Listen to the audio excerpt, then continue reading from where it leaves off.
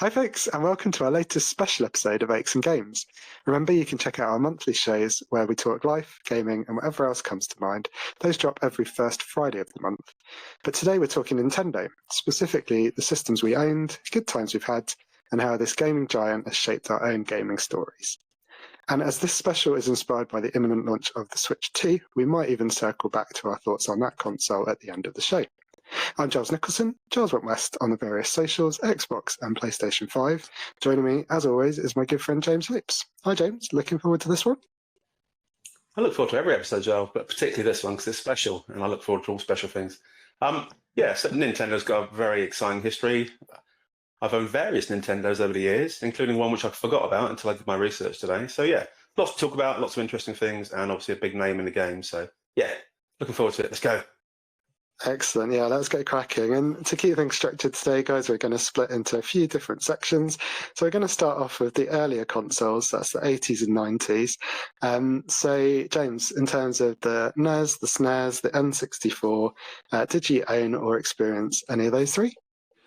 I'm going to trump you straight off, Giles, and say that my first Nintendo was a Nintendo Game & Watch, which was called Snooker Tennis. Nice. Yeah, so my first ever games console / system / thing was Snooker Tennis, which was a Nintendo devised tiny little thing with an LCD screen on it in black and white, and you had Snoopy on one side and Charlie Brown, yeah, kept knocking tennis balls at you, and as Snoopy had to go up and down the tree whacking the tennis balls back. So that was my first ever game that I ever owned. I think my mum or parents bought it secondhand for me from somewhere, or got given it as a gift. That was good fun, so I played that for a long time, and that's what first got me into that. But at the time, I didn't know it was made by Nintendo particularly. It was only when I was researching until I thought, I wonder who Snoopy Tennis was made by, and it was Nintendo. So that was my first ever Nintendo memory. Straight off the bat, beat that one. Boom. Yeah, no, I can't. Yeah, they did arcades as well, didn't they, back in the day? Yeah. But into the home consoles. The NES was sort of more of a Japanese release, really. It took a while to get to US or European shores, but it came over in '86, apparently. I have very little experience with the NES. I sort of start off at the SNES, really. How about you, James? Oh, Yeah, same. Perfect timing. Yeah, it was nowhere near the NES. I think it's slightly too early for us, wasn't it? Like I mentioned before on our first ever launch episode, that my first ever gaming system was a Spectrum Plus 3, and that was probably about '86. So yeah, anything before that, never heard of at all. And yeah, at the time, Spectrum was my only thing, so I didn't really get into console gaming until much later on. Probably encouraged by you at some stage, but yeah, NES passed me by definitely. So it was only the SNES type stuff. And even then, I never owned a SNES on my own, so it was all very much playing around with friends' houses and other people, bits and pieces, doing little tournaments and house parties where the SNES was whipped out to play games that I ever get involved. So, yeah, I've never owned a Nintendo until the Wii, which is much later on. So, yeah, no experience with the NES at all, from what I remember. But my memory is quite poor, so I might have played all the time and just can't remember it. Who knows? I've probably got one in the cupboard for a while now, but there we go. We'll get James's mum calling in to the next or writing into the next show saying, actually, I think you're fine. Well, yeah, in which case the only person who can represent us on the NES was Hannah, regular listener and occasional suggester of features for our show, and my partner, who was a big fan and played a lot and has introduced me via the joys of backwards compatibility or through Antstream Arcade or through the Nintendo Switch Online stuff. So we've played a few things. So we played Bubble Bobble and Snake Rattle and Roll, which were the NES versions, which were both very fun. So it was fun to revisit some of those originals and get shown the ropes by Hannah. Yeah, I was going to say, you surprised me because I always see Hannah as being much younger than us, so therefore much less likely to have used the original NES, considering we were too young for it. So very surprised, but yeah, fascinating that she was a gamer before either of us two. Very interesting. Older brothers, you see, that's how it happens. But no, she can definitely hold her own. On the SNES, I was the same. You mentioned going around to friends' houses. Yeah. For me, Super Nintendo was all about two games. It was Street Fighter 2 and Mario Kart. And I had a bit of a deal with David Moore, who you might remember from our school, Yeah. our secondary school, where we were both looking to get, I suppose, through various birthdays and Christmases, a console, and we basically had a deal between us. So I got the Mega Drive, or the Genesis as it's known in the States, and he got the Super Nintendo. So he'd come around mine for Sonic on the Mega Drive and various other things, and I'd go to him for Street Fighter or for Mario Kart. So yeah, that was my experience as well, was going around friends' houses. Did you say that was yours for SNES as well? Yeah, for me, it was Russell Saunders' pub.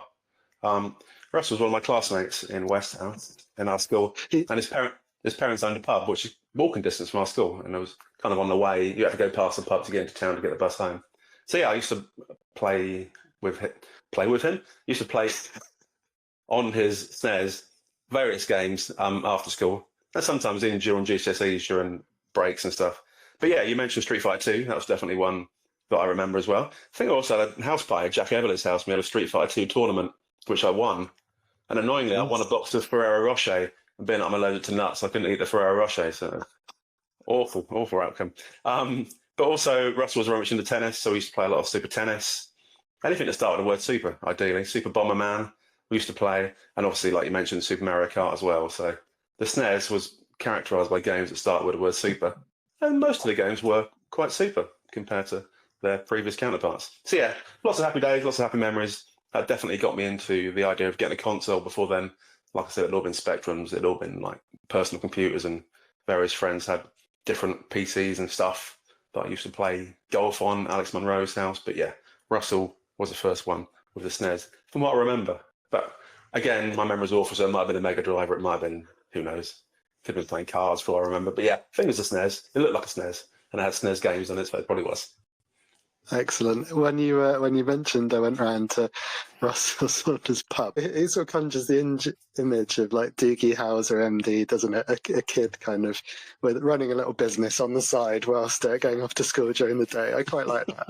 To be fair, Russell was always old above his years, so he could have easily run a pub with no one noticing. So I think then Russell went to over 21 nights a couple of times and didn't even get ID. We were like 12 at the time, but there we go. So yeah, Russell Saunders, lots of games, good times. Awesome. So N64 then, you mentioned not owning a Nintendo console until much later. So for me, I also didn't own an N64, so we're really hitting our stride. But three consoles. Lovely Nintendo. Yeah, big fan. But actually, this is the N64 is probably one of my fondest consoles. I was a Sega guy through and through, so I would always live and die by the Dreamcast and its far too quickly lifespan. But at uni, one of my housemates had a N64. And we lived in a house of 4 people. So the fact that you could play 4-player anything was absolute like catnip to the 4 of us. Maybe not so good for our studies or for our results. But again, for me, the N64 was a very social console. 4-player GoldenEye in particular, we had very clear views on what wasn't acceptable when it came to the rules on GoldenEye. No one's allowed to be Oddjob, because I don't know if you remember, you could only move and look separately. So the fact that Oddjob was really short made him a little bit of a cheat, because you couldn't hit him unless you stopped and looked down. I'd say GoldenEye, yet another Mario Kart, which will feature heavily throughout the rest of my Nintendo experience. And we had a version of ISS 64 that we played a lot. I don't know if you remember. 3 Pro Evo days. We had many a good time with 4 players plugged in for one of those 3, wasting our misspent youth. How about you? Yeah, I think the entire generation passed me by. I was Amiga the whole way through university, so I took my Amiga with me to university, and a PC as well, I think, and just played that. I don't know if you remember, but I mentioned before that my first console was a CD32, because I was into the Amiga first, as sort of a home computer type thing, and then I thought, oh, they've made a console called a CD32, and that's like really cutting edge and is much better technologically than all the other Sega and Nintendo rubbish. So I got one of them, and obviously I didn't make any games, and it was pretty useless in the end. And then I stayed on the theme and got the Atari Lynx. So instead of getting a Game Boy or any of those kind of things, or whatever the Sega version was, can't remember now. I got the CD32 and the Atari Lynx. So that was my console, my handheld of choice. So completely outside of the zone of normal people, which have always tried to be a bit different. Nice. I'm less successful these days, but yeah. So the whole Nintendo thing passed me by. No one having at university. Didn't play any games at university at all, apart from on my own in my little bedroom off the lounge, getting moaned about when I was being too noisy and tapping away at songs in my head all the time and keeping people awake in the middle of the night.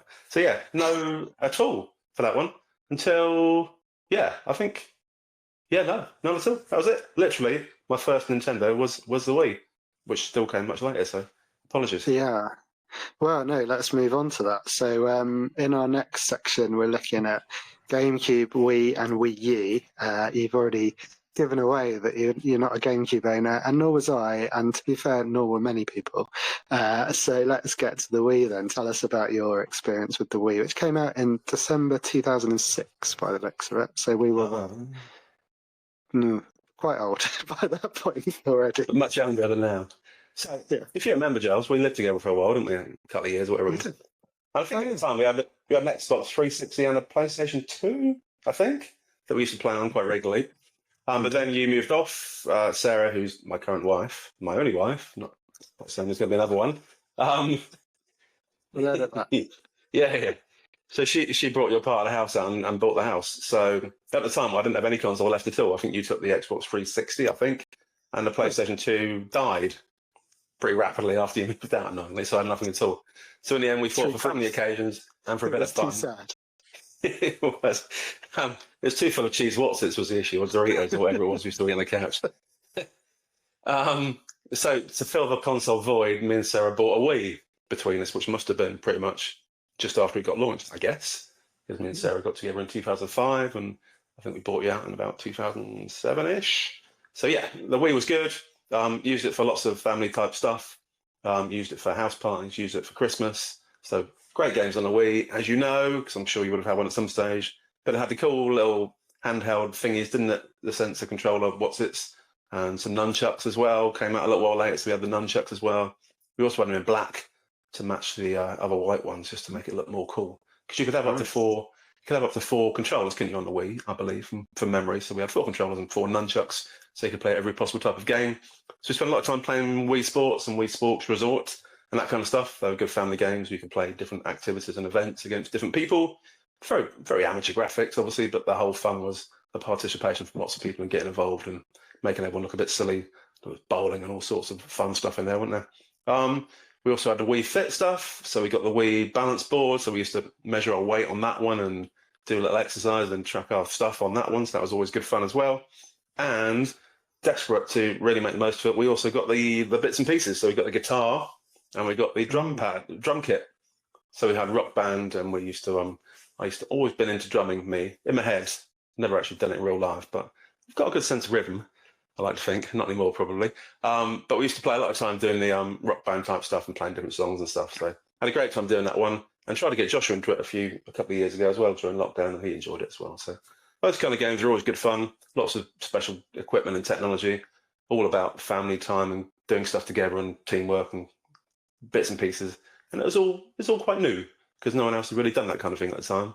I know Xbox Connect came later on and PlayStation Move came a bit later on, but Nintendo was always sort of a trendsetter in terms of funny bits of equipment that tried to get people a bit more involved.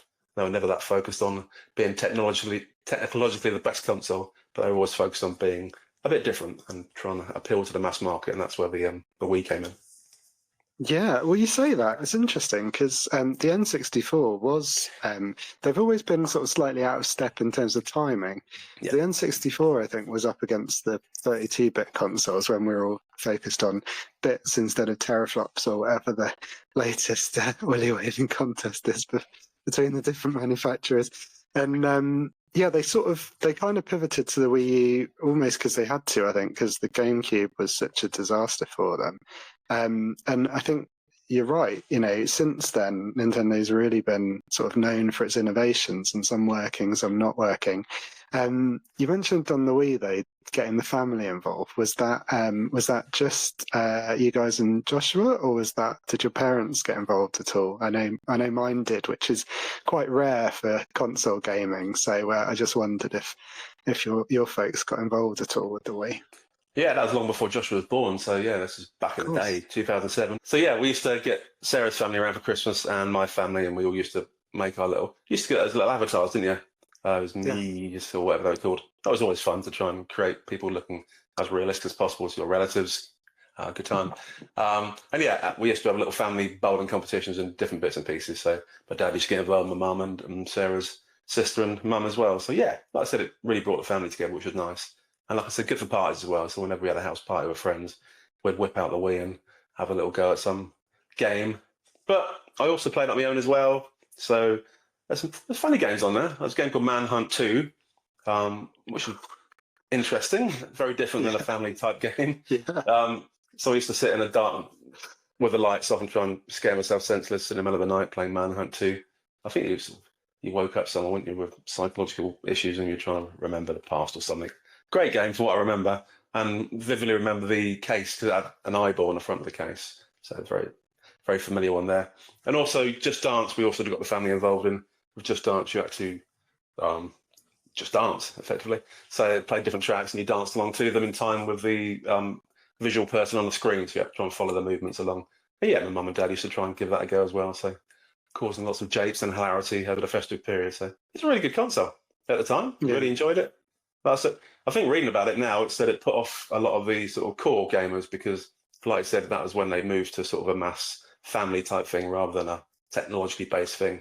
So it attracted a whole new audience, but it put off a lot of people who were always reliant before on Nintendo being at the cutting edge. They were no longer at the cutting edge. They just took a completely different path and created their own edge somewhere else. Yeah, I think my parents, after I moved, well, I'd moved out by that point, but after I sort of stopped, I guess, taking it round to them, they actually bought one themselves, which is how much they enjoyed Wii Sports and things for sort of parties. And I think there was some kind of singing or conducting or some kind of random thing on there that they liked as well. So and my sister, after I'd sort of not had any more use for it, I gave my Wii over to Beth, and she certainly used it for Wii Fit for quite a long time after that. So it shows, when you broaden out the appeal a bit beyond just games, then more people can enjoy it, and it sort of brings everyone together, which is nice, and which is something they've kind of done ever since, really. Yeah, I also remember getting Super Mario Galaxy as a game bought for me as a leaving gift when I left a team at work and moved to another team. So one of my colleagues at the time, called Sonia, bought me Super Mario Galaxy, which is a really good game. Nice. Very enjoyable.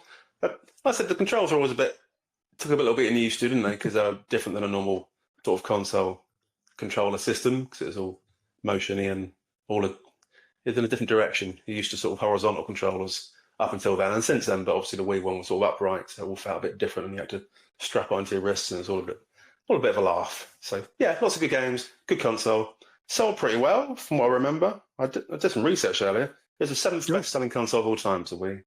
So yeah. Yes. I'm surprised it's so low, actually. I was thinking about that when you were talking, because I was about to try and look it up. I'm glad you did some research before the... Oh, thanks, James, because I think PlayStation 2 and the Switch are the ones sort of competing for highest selling. And I would have thought, everyone I knew seemed to own a Wii, or everyone... family, one person did. So weirdly, if you look at the list of top selling consoles of all time, you correctly mentioned the PlayStation 2, which is the top one ever, for good reason. It's a great console. But the Nintendo DS was second. Yeah, the Switch was third, and the Game Boy was fourth. So Nintendo have got 3 out of the top 4 ever best-selling consoles. So massive company in terms of console market, which is weird because these days you don't see them as being a console manufacturer anymore. You sort of got the handheld bits of the Switch, but they're not really big, proper console people anymore, are they? Well, yeah, good question though. What is the Switch? Because it's kind of both. But let's not fire on that and come back to the handhelds, because that's something I just wanted to pivot to in a minute. But before we do, we do have the Wii U years, November 2012. I was going to gloss over this one, thinking no one owned a Wii U, but I've got a funny feeling you might be about to tell me differently. Well, briefly, I was one of the 12 million people that had a Wii U. That was very much looked down the chart in terms of console sales. It's weird. It's a nice concept. I never owned one at the time, but you probably remember I got into buying and selling second-hand consoles on eBay for a long time and Yes. got a load of it. So I pretty much experimented with every console ever made, just in terms of making sure it worked, cleaning it up and selling it on with different games. So I had the Wii U for about 2 weeks. Bought it for cheap, sold it for expensive because they were really popular still at the time in terms of there weren't many of them around. Yeah, but like I said, it's a strange concept. You had like a tablet that you could play games on, like a laptop-sized screen, but then you could also put it onto the main screen. So in some ways, it sort of forebeared the Switch, which is a kind of similar thing. But this one had a really big screen sort of stuck in the middle of the room. You weren't quite sure. You could use that as a controller or you could use an actual controller. And none of it really worked. There's some innovation to it, but you sort of played it, it didn't quite feel right. You weren't sure how close you meant to be sitting to the screen and whether you might be watching up there or playing it down here. And none of it made any sense at all. So I sold it after 2 weeks, got a good profit out of it, and that was my entire Wii U history in a nutshell.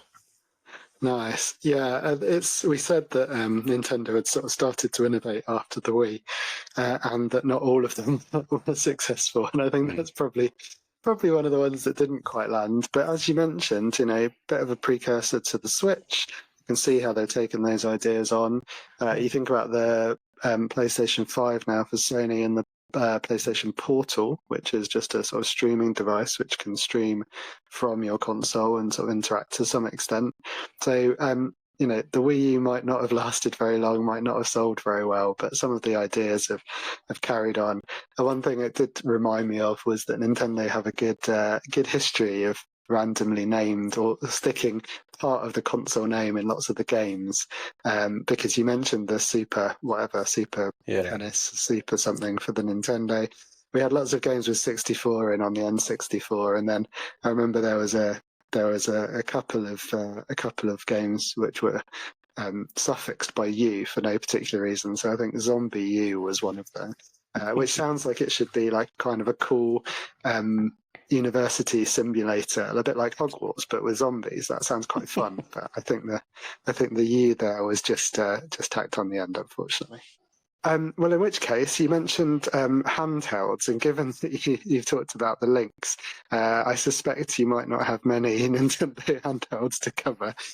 So let's rattle through those, a quick detour before we come back to the Switch, which kind of brings it all together. But did you own any of the Nintendo handhelds, James, or should I go? Technically no, but technically yes. Oh. Yeah, when I bought the house before our current house, the previous owners had left the Game Boy and a Game Boy Color on top of the fridge. So I had no intention of getting one, and I wouldn't have ever got one, but it was on top of the fridge. So I played it for a couple of weeks and didn't think much of it because at the time it was very old compared to when it came out and wasn't that great. So I sold it off and got rid of that again. So yeah, but that was my brief ownership of the Game Boy Color. I didn't think when we came up with the principle of this episode that we would be finding consoles down the back of the fridge. Sorry, on top of the fridge, I know, but similar idea. Wow, a nice little bonus there. Yeah. Hopefully that justified the full asking price of the house. Throwing in an old Game Boy. Well, as you said about the Game & Watch earlier, that I'd completely forgotten just how many sort of handheld Nintendo consoles I appear to have owned, and also how many versions of Mario Kart I appear to have bought, because looking through this, I've been a complete sucker. But for me, Nintendo was mainly a handheld game company. I've certainly owned more of the handheld consoles than the home ones. If you count Switch as maybe both, then that totals 2 with the Wii in terms of home consoles. And when it comes to the handhelds, I've owned a Game Boy Advance, the DS and the 3DS. So upgraded my way through those.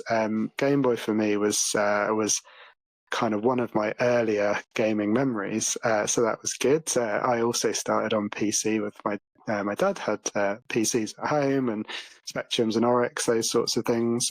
So going back even further. But in terms of the Game Boy came out apparently in September 1990, which I think puts it just before when I got hold of that Mega Drive. So I suspect the Game Boy was my first console. Obviously played a shed ton of Tetris, as I think anyone did on the Game Boy and has done since. Addictive little game that was. Mario Land was a simple but very enjoyable time as well. And also there was a Mario Tennis game there, which I really enjoyed. GBA, the Game Boy Advance, was a bit more fancy. Another copy of Mario Kart. This time it's called Super Circuit, which was basically the SNES version of Mario Kart. So I was in my element. And my first introduction to Monkey Ball. Have you ever played Monkey Ball, James? No, I've not played Monkey Ball, James. Oh, it's an amazing game. You tilt if you can, or control a sort of 3D plane of those kind of physical puzzles where you're sort of moving a physical plane around and guiding a ball around, trying not to fall into holes. Basically that, but with monkeys. So everything's better with monkeys. So that was fun. Then I did get the DS around 2005, apparently, according to my notes. And I think that's probably when I've played most single-player Nintendo games ever, because if you were on the move, you didn't have many options back then. Another Mario Kart. A version of Super Mario 64, which I'd never played on the N64, which used the screen. The DS was it was dual screen. I don't know if you remember. It was like a clamshell, so you'd open and close. The bottom screen, listeners, if you're young, too young to remember, was a touch screen, but it was a resistive touch screen. So if you imagine your phone or your tablet where you can use your finger, you had to use a stylus for the DS, and it was a bit crap, really, in terms of what it could recognise. But it meant that you could use it as a sort of extra input. So they cleverly mapped one of the random sticks of an N64 controller to the touchscreen. So you had to control Mario using a really awkward combination of buttons and using a stylus to act as the third joystick, which was a bit tough, if I'm honest. I'm not sure I got very far through that. Played my first Zelda on the DS, a game called Phantom Hourglass, which was really good fun. Involved sailing around different islands.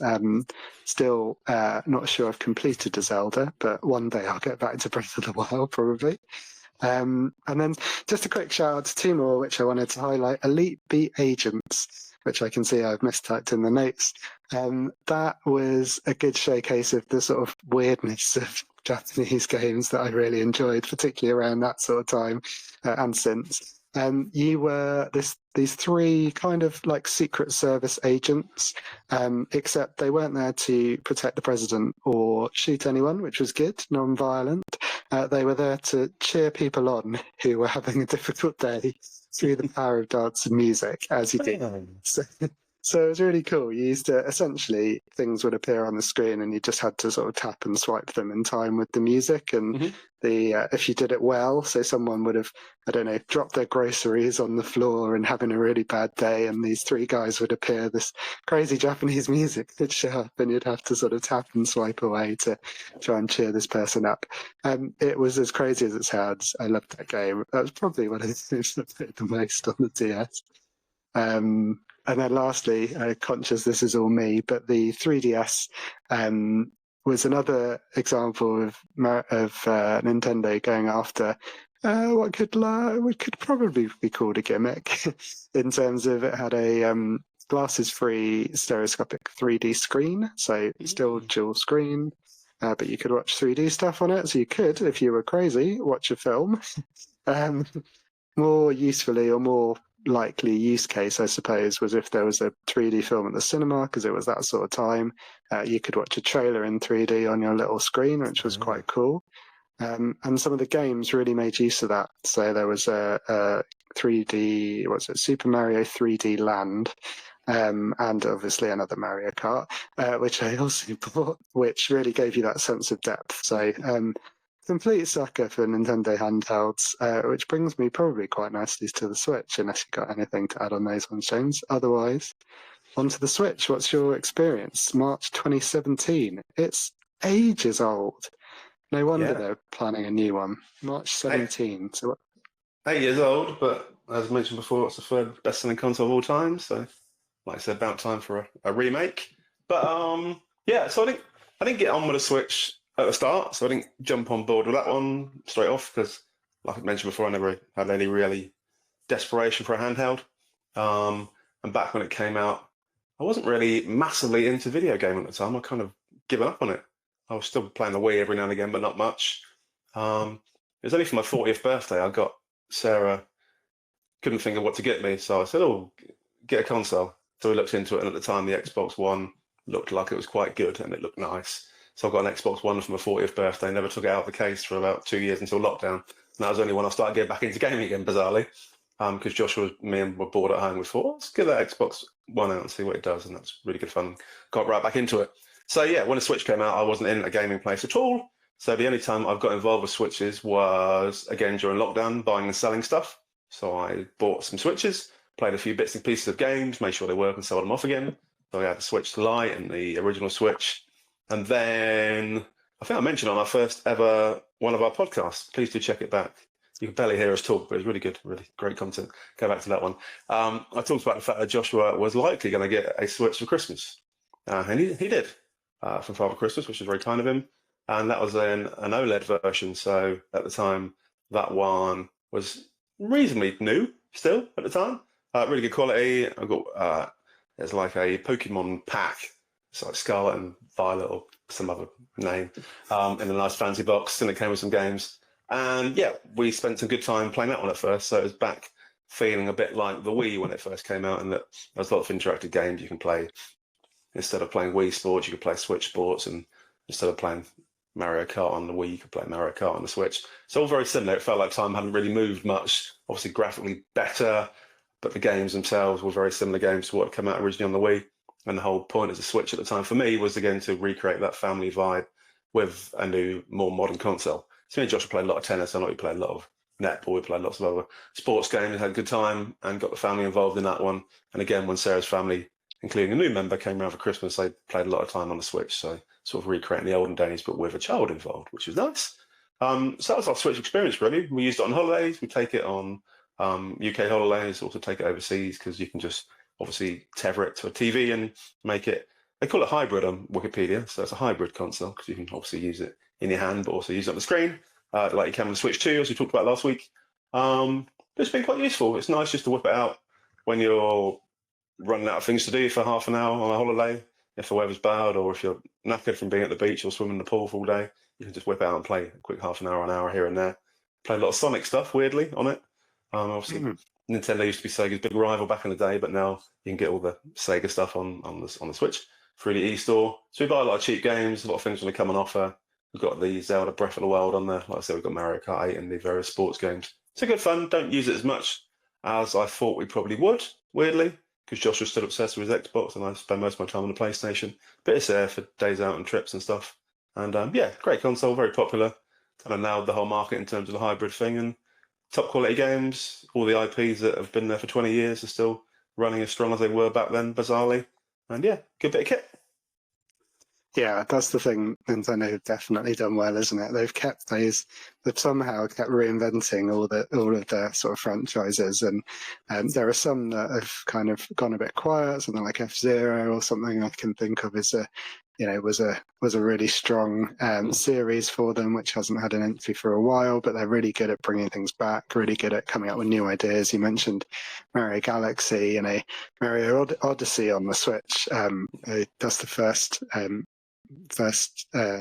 long sort of Mario game that I'd completed, and really enjoyed it. Always new, always something new, always innovative. Wonder if Astrobot maybe has sort of started encroaching on some of the sort of Nintendo IP there, because Astrobot is such a great in sort of creative game in terms of different ways of doing a level. But yeah, it's funny you mentioned the social nature with the Joy-Cons, being able to take them off and sort of pass them to someone. It's sort of Yeah. ready-made multiplayer. It's great for me. I've ended up playing quite a lot of Fortnite on it, only because not for myself, but whenever I've been visiting visiting sort of relatives or Hannah's family as well. The kids have been at the right age where they've wanted to play, and if they've got their Switch there and it's somewhere with Wi-Fi, we can play together. So I've not been any good. I haven't finished it to any extent outside of that, but it's nice. They can always humour me and kind of carry me along for a couple of rounds. Overcooked, had great times playing that, as well as Mario Kart. And for me, probably the most used is back to those Wii Fit days, really, because I had a Ring Fit during lockdown, which I got good use out of, and then resold. And then fitness boxing is kind of part of my regular sort of weekly, I would say, work. That's a bit generous, but it keeps me off the sofa.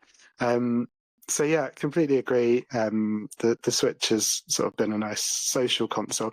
It's not been my main either, which I think is kind of the story of Nintendo for me. It's whether it was the Wii as a kind of more just a different thing really than my sort of main gaming console, more social activities, more family based.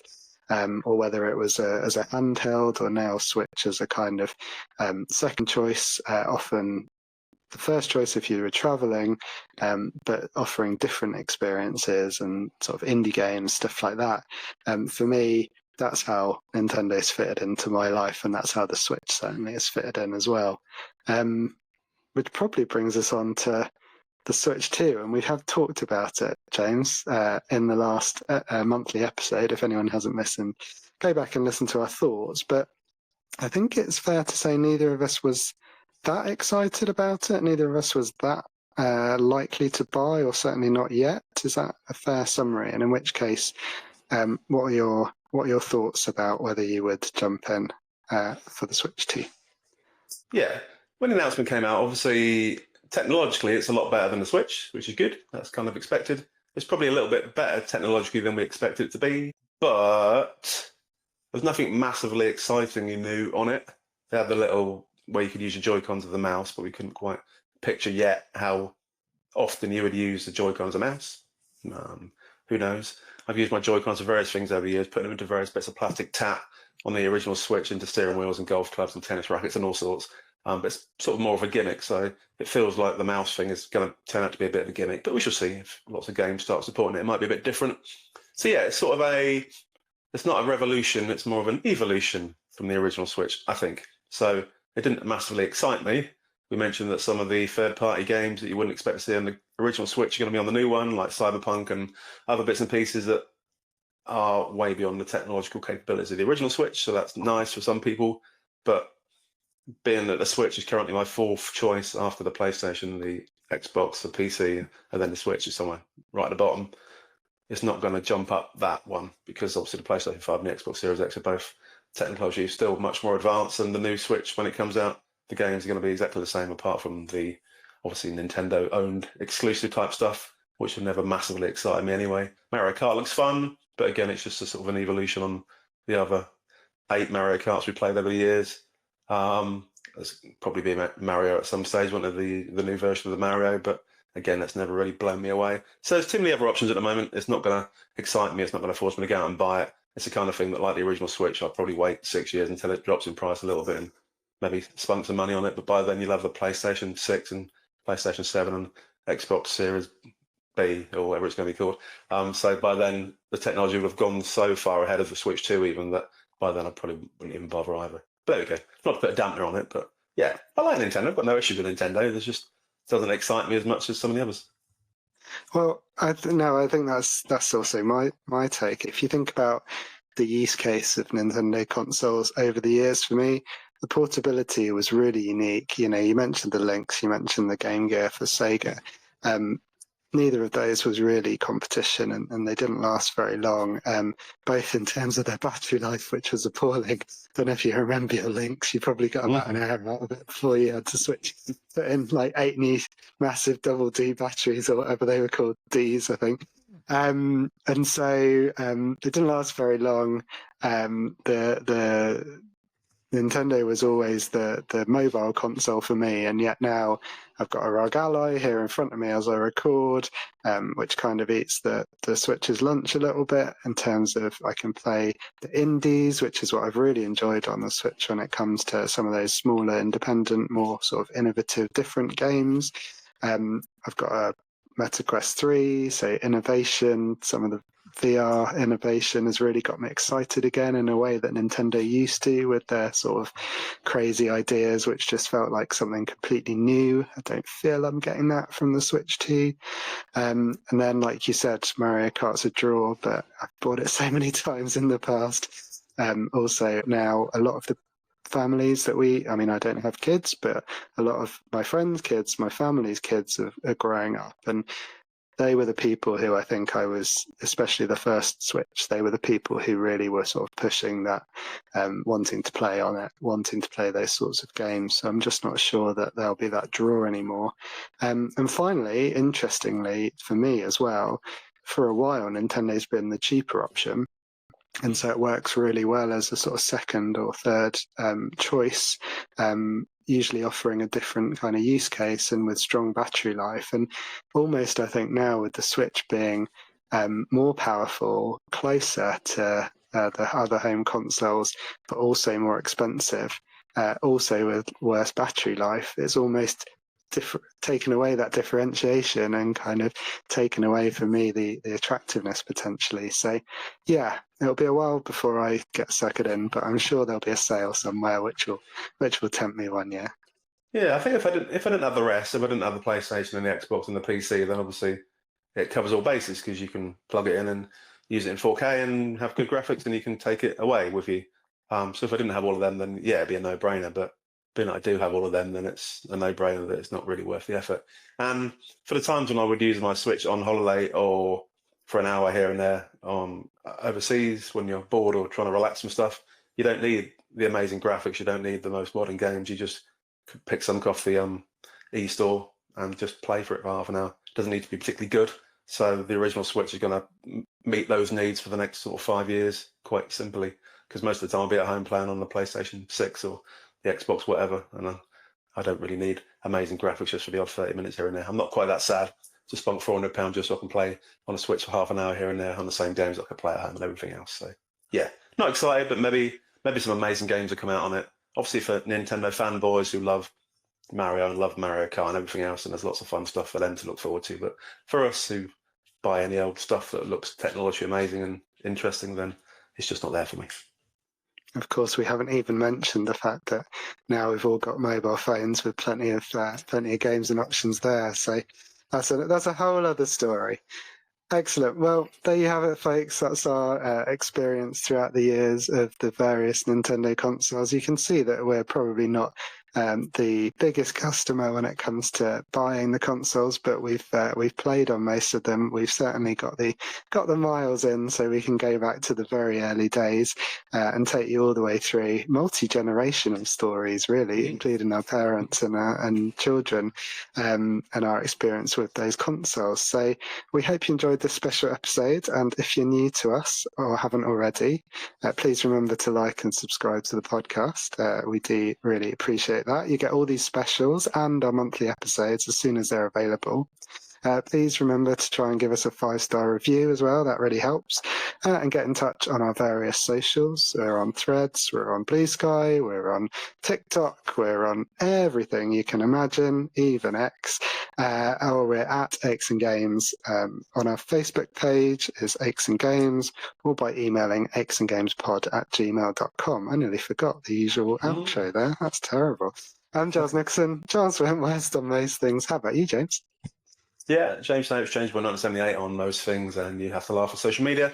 I enjoyed tonight's special because it's a nice chance to look back at memories and remember the olden days when I had hair and optimism and youth on my side.